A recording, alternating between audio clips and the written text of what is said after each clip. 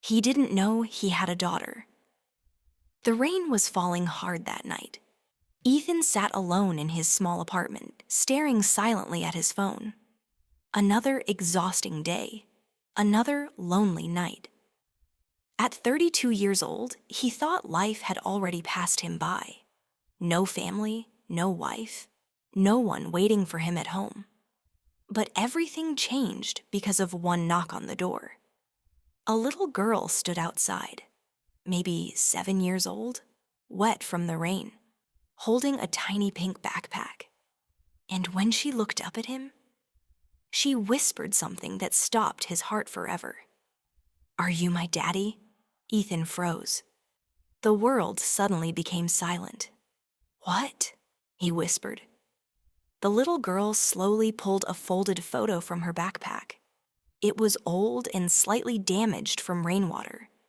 The photo showed a younger Ethan, smiling beside a woman he hadn't seen in 8 years.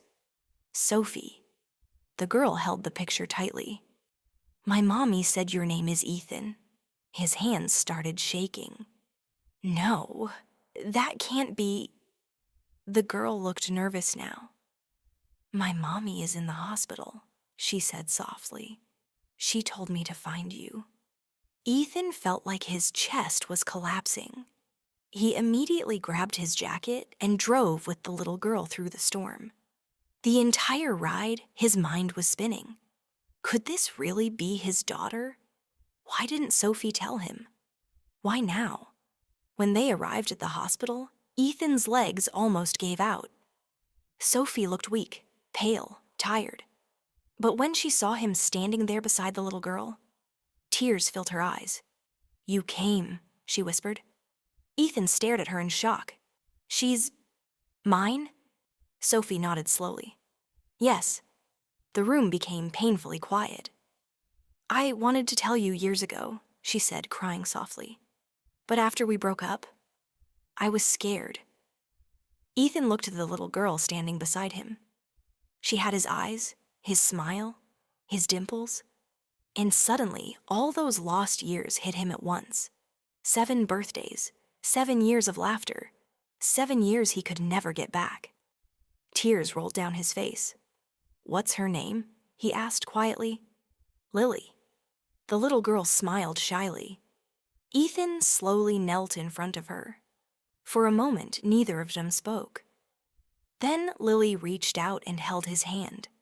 Her tiny fingers wrapped around his trembling hand so naturally, like they were never supposed to be strangers. "Mommy said you were kind," Lily whispered. Ethan completely broke down. He hugged her tightly while crying harder than he ever had in his life.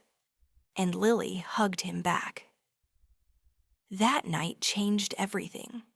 Ethan stayed at the hospital for hours beside Sophie. But most of all, beside Lily. They colored pictures together, shared fries from the vending machine, and laughed quietly in the middle of the dark hospital room. For the first time in years, Ethan didn't feel alone anymore. A few weeks later, Sophie recovered slowly, and every single day, Ethan visited them. He learned Lily's favorite cartoons, her favorite ice cream flavor, how she always slept while hugging a teddy bear. The little girl who arrived in the rain became the entire world he never knew he was missing. One evening, while watching the sunset together, Lily looked up at him and smiled. "Daddy?" Ethan's eyes filled with tears instantly. "Yes?" She hugged his arm tightly. "I'm happy I found you."